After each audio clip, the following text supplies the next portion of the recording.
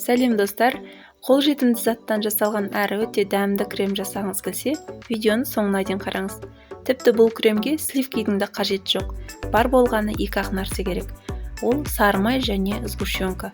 Ең бастысы, оларды тоңазытқыштан алдын ала шығарып қою керек. Бөлме температурасында тұрған жұмсақ сары майды ыңғайлы әрі құрғақ ыдысқа салып, шамамен 3-4 минут миксерлеп аламыз.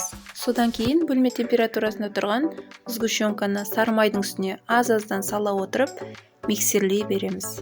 Бұған шамамен 3-4 минут уақытым кетті. Сонда байқасаңыз, бар болғаны 8 минуттың ішінде бір кремді толықтай жасап шықтық.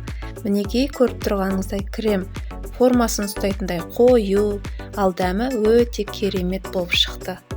Бұл кремді бисквитті торттарға және капкейктерге де қолдансаңыз болады. Рецепт ұнаса, каналыма тіркеліп, лайк басып қойыңыз.